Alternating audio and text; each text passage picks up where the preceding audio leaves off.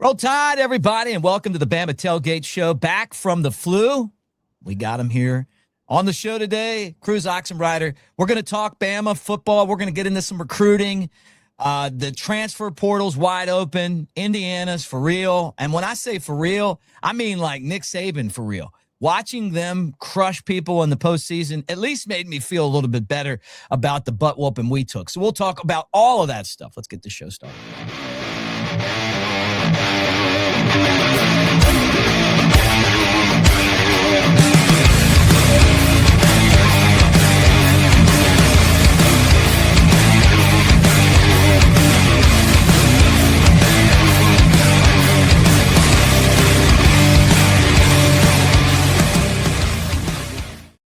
All right, there he is, Cruz Oxenrider. I'm Mick Gillespie. Cruz, am I the only one that is having a little bit of coach envy when I watch what Curt Cignetti is doing at Indiana? It reminds me of Coach Saban early years Alabama. I mean, yeah, to think of the whooping that we took and then go ahead and put another one on Oregon like that. I mean, come on, man.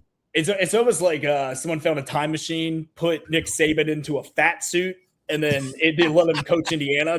I tweeted out yesterday. That reminded me a lot of 2012 Alabama, the way of how balanced they are offensively, and the way that their defense takes advantage of opportunities. Like I said, opening play of the game, even the kickoff, flew down on the kickoff, got them before the 20, and then you're already backed up, and then pick six on the first play, where it's like, okay, was the Rose Bowl a fluke or was it real? And we can now confirm it was 100% real. This Indiana team is so much fun to watch. The way that they play football, it reminds me so much of early Saban, like 2011, 2012, 2013. I mean, it's almost like a spitting image. I mean, hell, their uniforms even look the same. Yeah. And so I mean, if you took the names off the score bug, you just assume you're watching Alabama play. And it's not like they're doing it against frauds. I mean, they beat Ohio State, Alabama, and Oregon all in a row. And they're doing it at an elite level. It's not like they're skating by. Like they are beating. I mean, their phrase is what I've heard. They're beating you with hammers, and they really are. It's death by 1,000 cuts. They're more physical than you. They're playing bully ball. I mean, what we saw last night was we saw joyless murder ball, Midwest edition. Mm-hmm. Would you think that? I mean, let me say this: I like Kalen DeBoer, I really do. Mm-hmm. I don't like some of the stuff that I see with this Alabama football team, and I know that they're making a lot of moves. You know, he's changing the coaching staff. Good thing to do. The offensive line needs to be blown up and rebuilt. They're doing that, right? Like, I've appreciated all of the things that Kalen DeBoer has done since he's been there to improve. Yeah. But when I see Curt Cignetti, I think this is an Alabama coach right here. Yeah. I don't know why I feel that way. And I'm not saying I want to fire Kalen DeBoer. I'm just saying, like, man, this would be like kind of like. Yeah. Well, I mean, here's the thing, too. I mean, how many people can truly say they saw this coming? I mean, from James Madison, I mean, hardly a few. I mean, I liked him when he was at James Madison. I thought what he did last year with Indiana caught everyone off guard. And then this year he didn't. Like, I mean, they were preseason ranked in the top 25. Like, they knew what they were getting into. They had a real schedule. So, no, I don't think anyone except Coach Sig saw this coming. Right. And I mean, I talked to Indiana fans who are friends of mine up in Chicago. Like, I asked, like, did you see this? And they were like, no. Before the season started, like, yeah, we'll probably, go like 9-3, 10-2. This was not on their radar.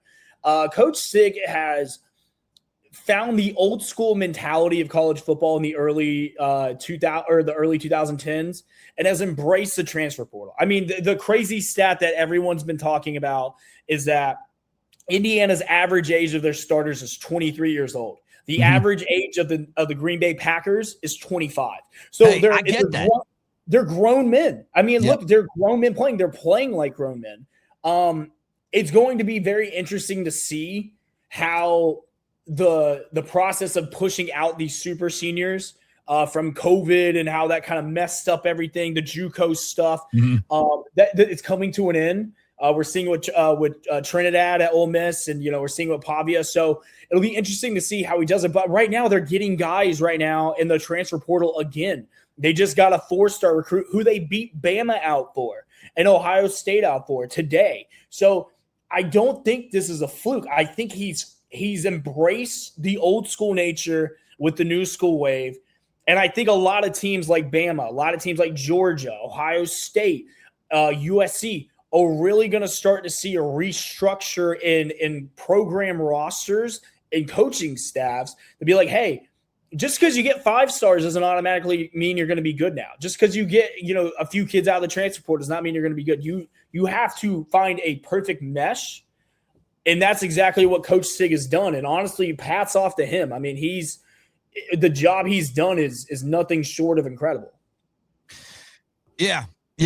And I can't believe it. But should Alabama look at what's going on there, and instead of like spending so much time trying to develop high school guys, go ahead and and just take them out of the transfer portal where they're more plug and play?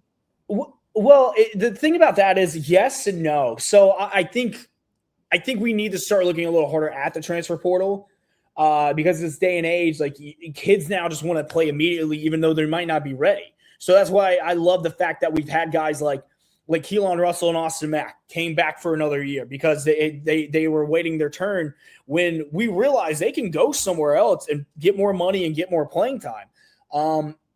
But we need those high school, 5-star and 4-stars. I mean, look at Brooks this year. You got guys like Dijon Lee, the 5-star out of him. He immediately makes an impact as a freshman. Ryan Williams a year ago, like immediate impact as freshmen. So we do still need those high school kids. I just think we've gotten to the day and age now where 5-star and 4-star recruits don't hold as much weight as they used to.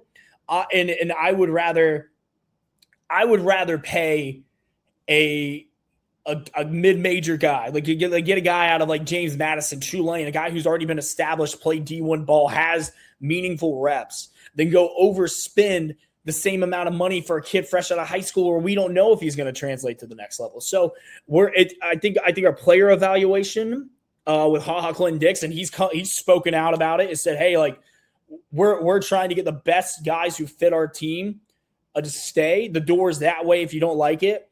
I mean, I think especially with a lot of exits this past week, I think they realize that we need a culture change. I think DeBoer needs to bring the toughness back. Because like that Rose Bowl, I know we haven't talked since the Rose Bowl because I've been sick, but that Rose Bowl I think will open up a lot of eyes, not just in the fans, but the program, saying we need that toughness back. We haven't had that toughness, I'd say, since 2020. I think it's the last time we've had that kind of toughness on this Alabama team.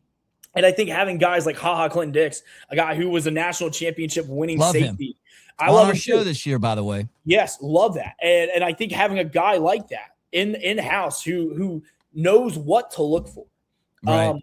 And bringing back some of these guys. Yes, I think having some of these guys, this mentality where we need that edge back. Like even having a guy like Eddie Jackson, having a guy like having a guy like Reggie Ragland, all the guys that they have at West Alabama right now. There's a reason why West Alabama, Scott Cochran brought all those guys in because they're tough and they know what it takes to win. It's almost like we need to get back to that step. But it is. But what Coach Sig is doing, so many top programs in America are going to try to recreate that, almost like the same way when Saban disciples left Alabama to go do their own thing, try to recreate that process. Not everyone's going to be able to do it, but everyone will try and imitate it. Yeah. So let's talk about we had him on the show this year when we were, I guess, the Vanderbilt tailgate show. Jake Coker and I did.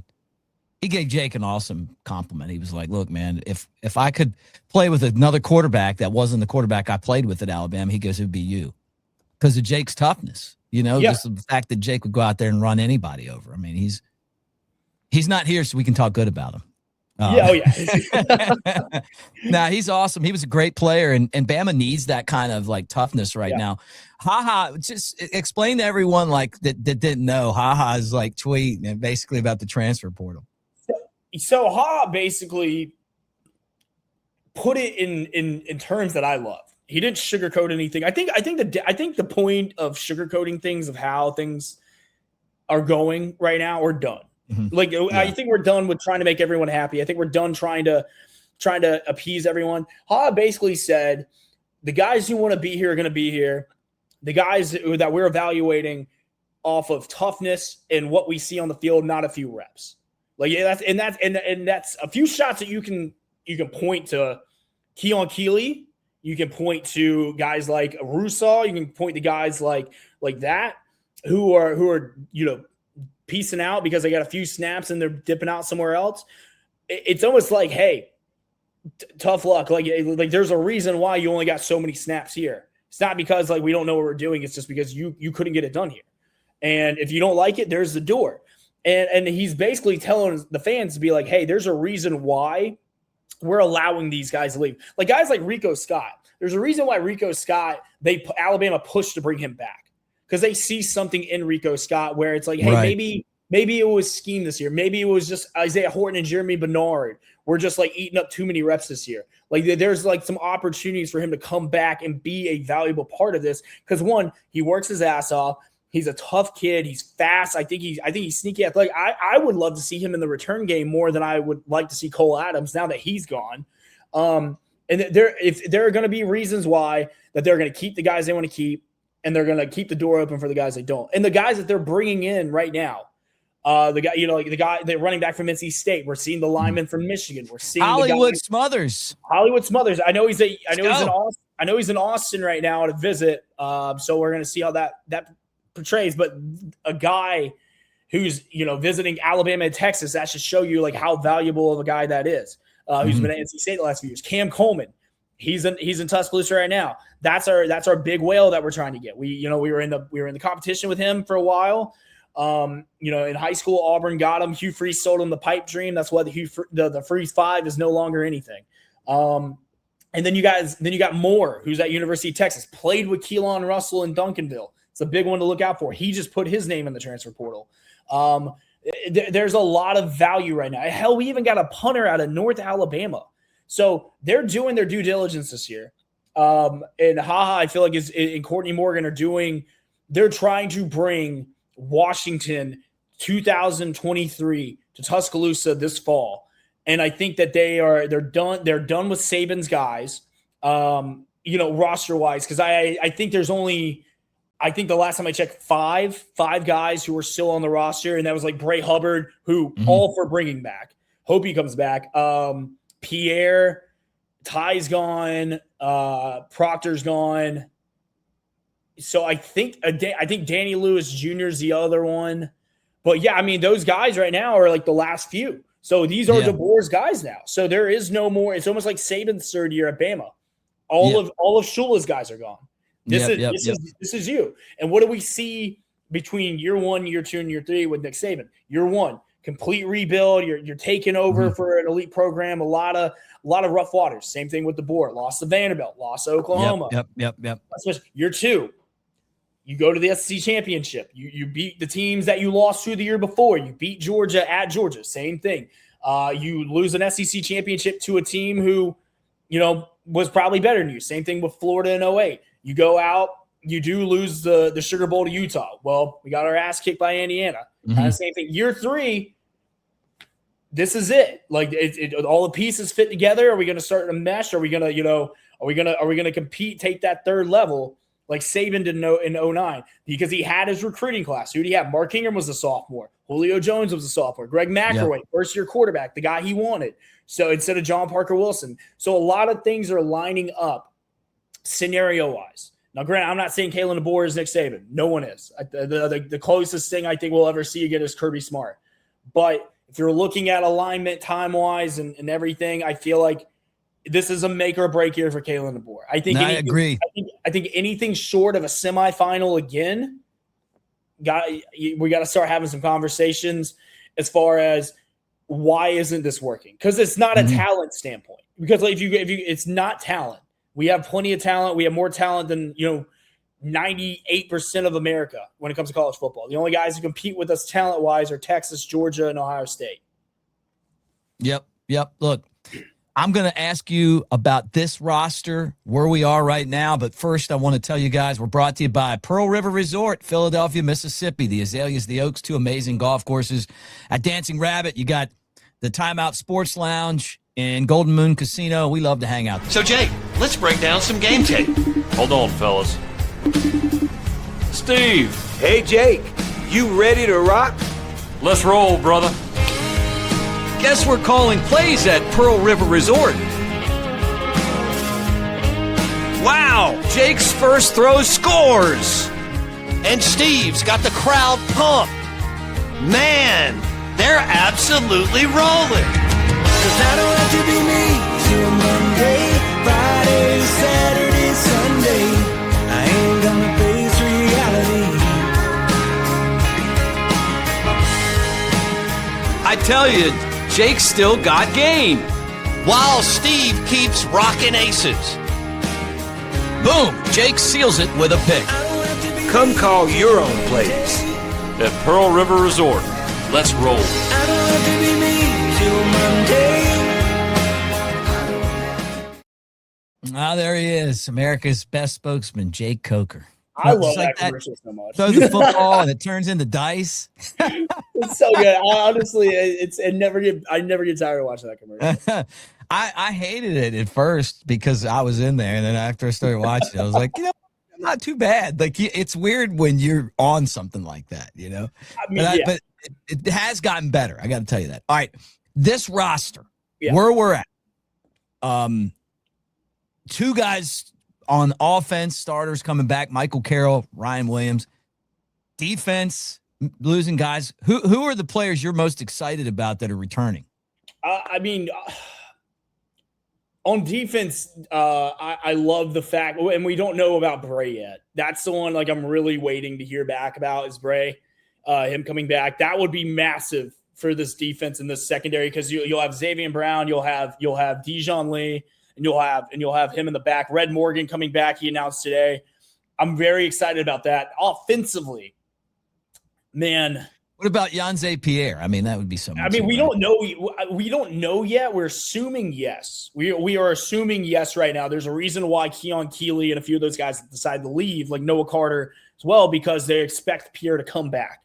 And he was a massive asset to the defense at the end of last year.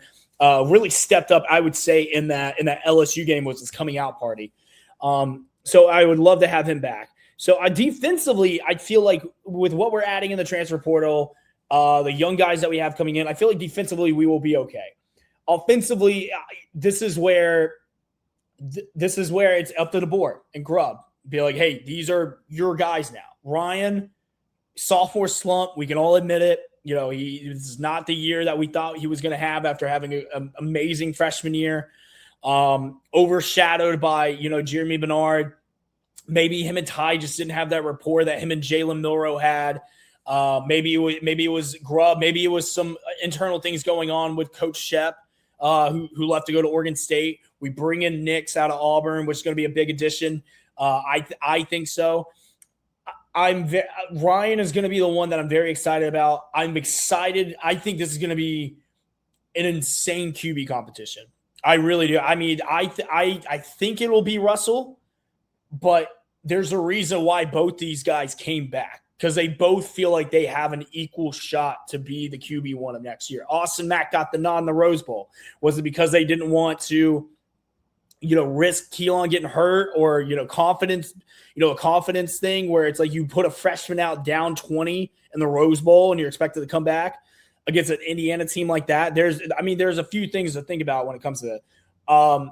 Running back wise, Daniel Hill's back. I love that. AK Deer back. Kevin Riley will be back. We're adding guys like Crowell, the 5-star out of Jackson, who's apparently supposed to be the next great one for Bama. That's going to be a good addition. You got Morgan, the monster, the 6'4" monster, who's already an early enrollee. So it's going to be very interesting to see. I think tight end as well. We got guys like Pritchett and Caleb Edwards who got a significant amount of playing time as freshmen who are going to be back here. So offensively, we're going to see mainly Grubb, Washington, DeBoer, Washington, fingerprints all over this. And so this is going to be like, hey, this is your O-line. Like this is it. Like keeping Carroll was a monster move. He was a freshman All-American. I thought that he played really well at the end of last year, taking snaps from Fromby, which there's a reason why Fromby went to A&M. So it's going to be very interesting to see this roster. It's too early to tell, but like I said, the pieces that are in place right now that we do have coming back, it is reassuring. I wish that there were a few guys we would have kept. Obviously, I know losing Parker and Proctor were inevitable. They were just too good, and they got first-round grades, so they had to go. Jeremy, a senior. Isaiah Horton, I was very surprised by. That one was a little bit of a shocker. Everybody was, but they're mercenaries, though, man. I mean, well, here's the thing. I thought he would go pro. I thought he would get like a day 2, like an early day 3 grade, late day 2. He turned it on at the end of last year. I mean, he had 3 touchdowns at the end of the Iron Bowl, which was sweet. It was great. So I thought, and then Oklahoma, he had a big one as well. So I thought that he would come back or he'd go pro. So him leaving was interesting, but having that guy who we know is in Tuscaloosa right now in the name of Cam Coleman, that could have something to do with it. I've heard you never know. And the other thing, not to interrupt you, Cruz, but you never know like what they're looking at. They may say, you know what, we like this guy, but we want Cam Coleman, and we're willing to pay because we think that Cam Coleman and Ryan Williams on the same team. Ryan Williams can't have a year like he did this year. He's going to have a great year next year. He's going to figure it out. Yeah. We know he's special. I completely agree. Cam Coleman in there, and then all of a sudden, like you're like, man, this is some pretty good wideouts. Yeah, I mean, you look at it like this. It's good wideouts. His coach, who recruited him, one of the main reasons he went to Auburn, is now at Bama as our wide receiver coach. So that's going to play a massive factor too. Was that a strategical move to get him there? Maybe DeBoer is playing chess and not checkers. So it'll be interesting to see. But adding a guy with that level of talent, and then if you do miss out on Cam Coleman, I like more out of Texas because him and Keelan Russell played together in high school. They were the number 1. I remember this. Yeah, the wide receiver quarterback duo in all of high school football the year that they went. He's now in the transfer portal. That could be a massive move to look at. So if we don't get Cam Coleman, will it be a bummer? Of course, because a player of that caliber does not, leave very often. But there are other ways to play. It's almost like Moneyball at this point. Do you want to spend $14 million on Jason Giambi, or do you want to spend $14 million to recreate Jason Giambi? Yeah. Look, I wouldn't want to be in the spot where you got to figure out how all of this works, right? And when I saw the transfer portal, I expected it, but it's a lot of these mid-level guys that you expect to kind of step up and earn a spot, and they can leave. The way that the entire thing works makes it very difficult, to like develop talent. Yeah. It's almost like you got to look at Nate Oates and what he does at basketball and just year to year, year to year. Well, because think about college basketball and college football, especially this day of age and NIL and transfer portal, is that you can go play at Bama, sit on the bench for like 2 years, collect a little bit of NIL money, and then go transfer to a mid-major school where it's like, oh yeah, I went to Bama, and you just have that name reputation, and then you go play somewhere else, and then that's really about it. College basketball, if you're not getting significant minutes of playing time, you're not transferring to a school like Bama or Kentucky, because look at Mark Sears. Mark Sears was conference player of the year out in Ohio. Then he got the opportunity to come. And then it's then you get guys like Bull from Florida State, who was important there. So basketball, I feel like you have to really earn that transfer portal window playing time, where football, you can kind of just sit back and wait for that little opportunity to come by. Right. And plus, not to mention, there's more roster spots and everything like that. So NATO's done a fantastic job. Bama basketball looking good this year. Tough loss the other night to Vandy, but Vanderbilt undefeated. I'm tired of these nerds, man. The nerds can't be good at football, basketball, and everything. And I know they're having a great year. I know. So transfer portal, it's become, to me, this is a chance for this. I think I want to say this, and it's going to come off bad. Let me first say, AveD, Mick Nation, join AveD. QR code is right there. We gave away cash for your predictions on the Rose Bowl and the first round playoff game against Oklahoma. We're going to keep doing that. We got hats to give away right now. We were actually ordering more swag. You got your swag finally. Oh yeah, I did. This is one of the hats we give away right here. This is the trucker hat, and that's our logo right there. So anyway, you guys be a part of that's free. AveD, and I can't thank them enough for getting us hooked up with B Draddy. Coker got his B Draddy gear. I'm wearing my long sleeve, very light hoodie right now because it's the weather here is crazy. It's like raining, and then it's not, then it's hot, then it's not hot. So this is perfect for that. But anyway, use our promo code Bama Tailgate to get 30% off. B Draddy, brand new, like amazing line, and it's Peruvian Pima cotton. It's so good, dude. Like it's if you golf. You want to look like you golf. You want great clothes. Trust me. Coker was basically gleaming out of here yesterday. He was so happy with. Well, I mean, swag. We might need another swag box for me. I mean, you're representing Nashville, man. So I gotta set this up. Gotta hook you up, man. I agree with that. We got to do that. So the transfer portal. I feel like Bama's strategy's been, we're going to go out recruit. They had another top recruiting class, but it's just a waste of money and resources to watch all these guys that just basically, sucked off the nipple of our program, and then they all roll out and go somewhere else. And it's like they're cashing in on what we taught them, but they really haven't contributed a whole lot to the program. It's supposed to be, we're giving you this opportunity because you're going to play football for us. And this is what, and a lot of schools are dealing with this. But if I'm Alabama, I'm like, maybe I go like start Lane Kiffin style, just basically build a roster like Nate Oates every year. Like nobody's job's safe. I'm going in there, and we're gonna get the best people and see what we can do. I mean, look at who's in the finals. Like Texas A&M killed it Texas Tech killed it in the transfer portal. Ole Miss killed it in the transfer portal. Indiana killed it in the transfer portal with a bunch of old guys, and Miami did the same thing. So, yeah, I mean, look, it's a different age now. Like I said, the days of just because you get the 5 and 4 stars and you load up on talent, and we get to sit back 3 deep and have all Americans everywhere. Those days are done.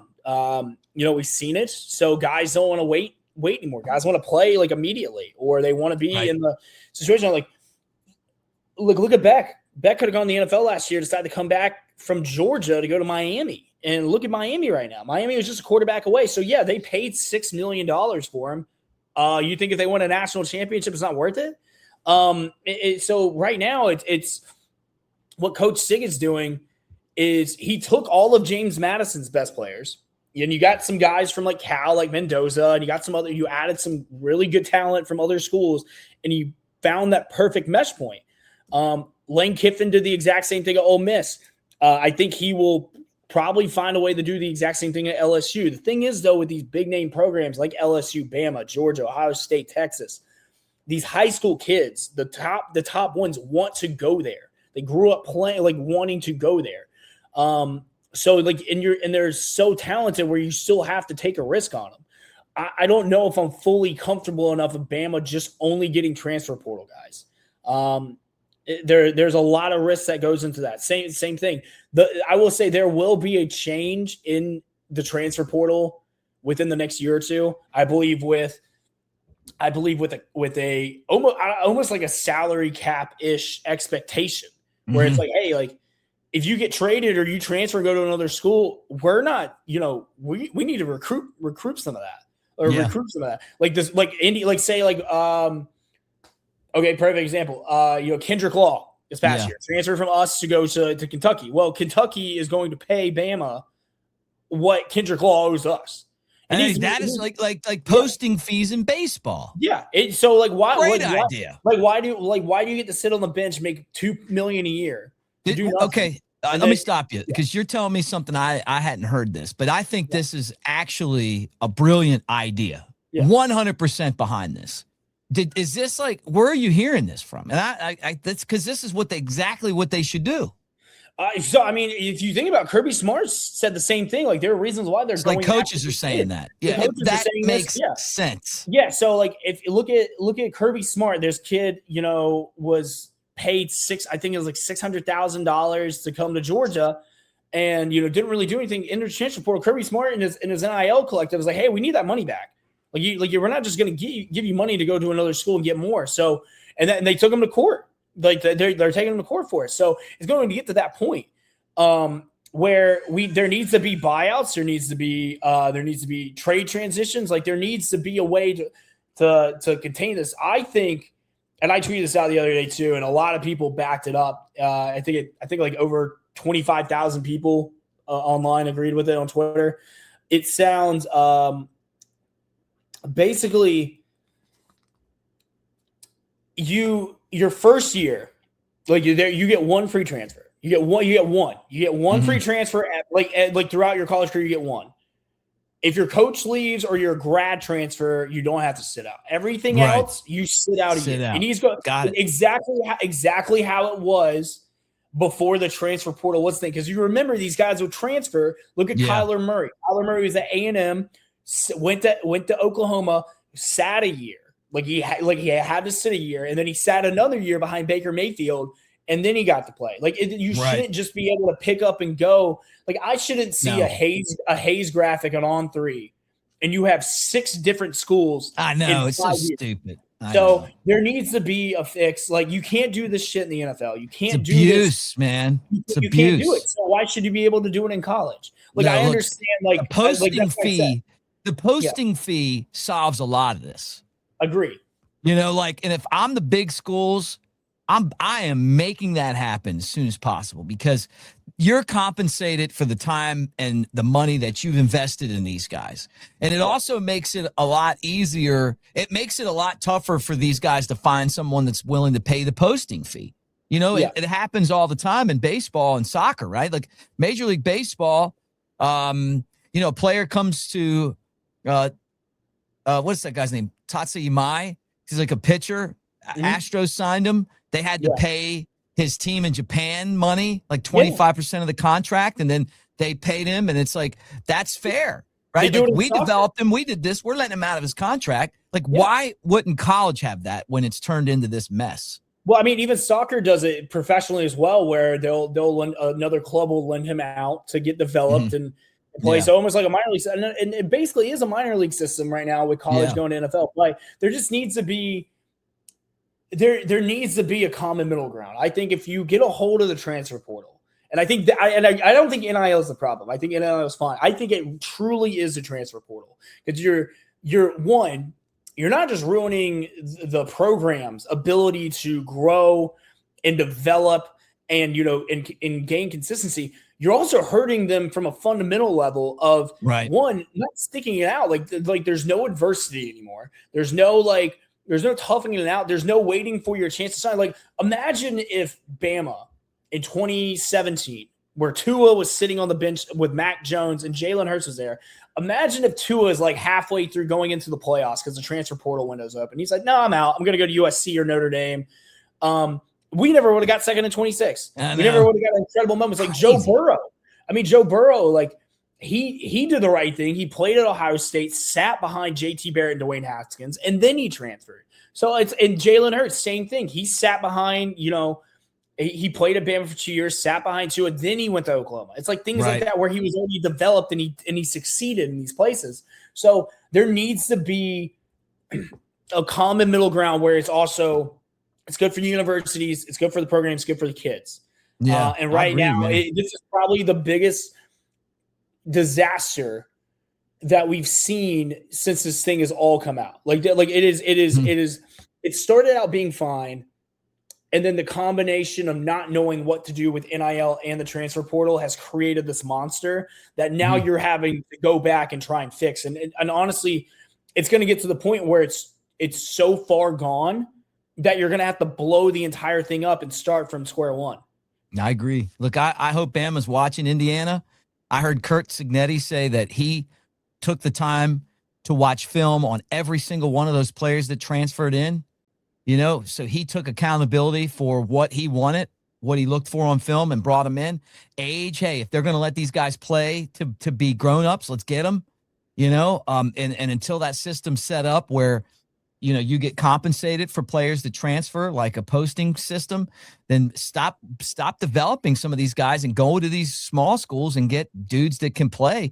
Bama's got to have more dogs. I mean, it's just the fact, watching, what's the guy's name? Damani Jackson, just like missed tackles on the edge. It's like so embarrassing. Like, it's just, I mean, Indiana's a really good team. They don't miss tackles. They basically crushed our will, and we can't let that happen anymore. Well, they did the same thing with Oregon last night. It was death by 1,000 cuts, blocked the punt, pick six, fumbles in the red zone. Like they break your will to live. And I talked about this a few times. Like I said, their phrase is "beat you to death with hammers." Like they want you to die a slow, painful death, and they want you to feel every hit that they take. There is no just like, oh, we're gonna beat you, and then we're gonna sit there, then we're gonna rest our starters. They beat them down. Like, here's the thing: we lost to them. At least defensively, we were able to make a few stops. Oregon could not stop them to save their lives. So people were saying, "Oh, Bama didn't belong in the playoffs." Did you see what Oregon did? Because it didn't look much better. Well, the problem that any coach that comes to Alabama has to deal with is the fact that we have expectations that are really high, and that did not meet our expectations. It's not always about the winning and the losing, but there's a standard that's been set here before Nick Saban got to town, by the way, and that getting manhandled like that. But part of it's the transfer portal. Like, these guys are more worried about their contracts than going out there and putting their ass on the line to get the job done. And it's obvious to me, but that's something that they're going to have, they're just going to have to figure it out, and they're going to have a new offense to do it and a lot of changes on defense. They got to go out there now and convince these guys to come play for us, or we're going to be a middle of the pack team in a conference, Cruz, that I hate to tell you, and I was thinking about our friend with SEC Unfiltered, Chris, right? Yeah. This conference is going this way fast. It is. No, it's true. It's we've seen it. There is no more sugarcoating it. There is no more beating around the bush. Right now, the SEC is no longer the best conference in college football. It's the Big Ten. It's the Big Ten, and you look at the teams: Ohio State, Oregon, Indiana, Iowa, who took Vandy to the woodshed. Illinois beat Tennessee. I mean, bowl season, I don't read too much into bowl season, because now with all these opt-outs and trying out new players, I don't read too much into it. It's more of an effort thing for me. But I was at the Music City Bowl, and I saw Illinois, a team that just wanted to be there more. I saw that Iowa Vandy game where Iowa just beat the hell out of them. And then you watch the playoffs. Like, Ole Miss was our best chance, and that was a team without a head coach. And they did that. And honestly, crazy to say. Pete Golding. And honestly, we live in a world now where Pete Golding has more playoff wins than Lane Kiffin, has more playoff wins than the entire program of Auburn, has more playoff wins than the entire program of Tennessee. So my hat's off, by the way, to Ole Miss. I hate the way that they lost, but man, they did something that no one thought they'd do. They got to they were one drive away from a national championship game appearance. They beat Georgia. They made the playoffs. They did all that in spite of their coach saying, "Hey, I'm not good. You guys aren't good enough for me. I'm going to another school." So props up, honestly. I made fun of Pete. I still don't think he's going to be a great head coach, but you know what? Guy did a good job. He deserves credit for it. And I was pulling for him the entire way. Like, it really was. Like, but the SEC, first off, is we play too many tough games. Yeah. Like, look at Indiana. Like, they played Cupcake Central. We should do that. That's the first thing. Now, the second thing is we're losing too many players in the transfer portal. The center of the roster is being gutted. Yeah. And you're right. Like, there has to be a way, like, posting would be a good way to kind of make the schools that are doing that pay for going and stealing your guys, but then you'd pay for their guys too. It's a two-way street, right? It's true, but at that part, it's a little give and take. So at least you're getting something back. Yeah. So I mean, there's only so much you can do. But I mean, like I said, it's going to get to a point, I believe, where it's going to have to be blown up to be fixed. Yep. And I thought the same thing with the playoffs, because right now the playoffs, I felt like, with the committee and what they're doing, I think it's the same thing. I went back and, watched a lot of the BCS championship games, and they got those matchups right. There's a reason why those games are considered some of the best games in college football history, because they got those games right. Yeah, it's been a fun season, other than that whooping we took. But all right, Cruz. Well, good to see you're back from the flu. I know you were dealing with that. Sucks. Glad that you're far away from me, where I didn't get it. Feel bad for your family because they did. Yeah, I know. They are not happy with me right now. Stay down. Well, anyway, look. Have a great weekend. We'll get back together again soon. I want to remind you guys, show's brought to you by New Life Art, and our guy Shank's going to tell you all about it. In some places, football is a sport. In Alabama, it's a fine art. New Life Art is now accepting pre-orders for Daniel A. Moore's next Crimson Classic, the Crispy Screen, guys. What a name to commemorate the Fat Boys.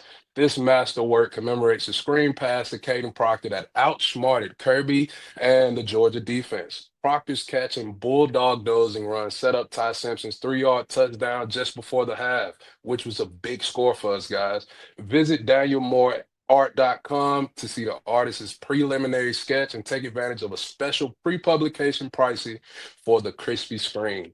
Go ahead, get into that. Go get you one of those Caden Proctor prints. I'm super excited to get mine in because he's living a dream of all the Fat Boys. And go look up that Crispy Screen and get you one, guys. One of the great moments of the season. Before we get out of here, give me your favorite part of the last season for Alabama. Man, I guess if I had to pick one, I would say the overcoming of adversity after losing to Florida State, seeing what the team did, to go on that win streak, to beat the 4 ranked teams in a row, to overcome all the naysayers, if you want to go with that, and to make it. We lanked it, and then to make an SEC championship game, go to the playoff, win a playoff game, and because there were so many ways this season could have gone. We could have gone like Florida State like 2 years ago. We could have lost opening game, and our season could have just.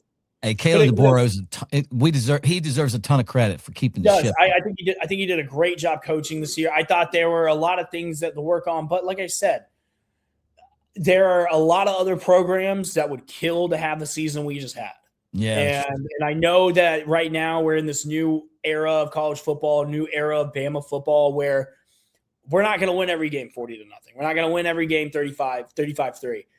But I like the strides that we are making to make some improvements. I have a good feeling about next year. It's a big year for Kalen DeBoer. It's a big year for Bama. So I think we can hang our hat. I know the loss was a tough one, but I think we can hang our hat the fact that we got further than a lot more college football teams even thought they would get. I mean, think about it. We won a playoff game. Not a lot of teams can say that. Yep. The answer is Xavier Brown against Tennessee and against Oklahoma. Man, 2 amazing touchdowns on pick sixes that were memorable for the season. And I can't wait to see what he turns into next year. All right, Cruz, good talking to you guys. Like, subscribe, thumbs up, get in the comments section. Appreciate you guys being here. And and the other thing too is that the way that you guys have supported the channel. So continue to do that. If you're not a subscriber, we're trying to get to 10,000. Subscribe and tell your Bama friends to do the same thing. We want to get there. That's our goal. 2026 is going to happen. We're brought to you by Pearl River Resort. Roll Tide, everybody. So, Jake, let's break down some game tape. Hold on, fellas. Steve, Hey, Jake, you ready to rock? let's roll, brother. Guess we're calling plays at Pearl River Resort. Wow, Jake's first throw scores. And Steve's got the crowd pumped. Man, they're absolutely rolling. 'Cause I don't have to be me till Monday, Friday, Saturday, Sunday. I ain't gonna face reality. I tell you, Jake's still got game. While Steve keeps rocking aces. Boom, Jake seals it with a pick. Come call your own plays. At Pearl River Resort. Let's roll. I don't have to be me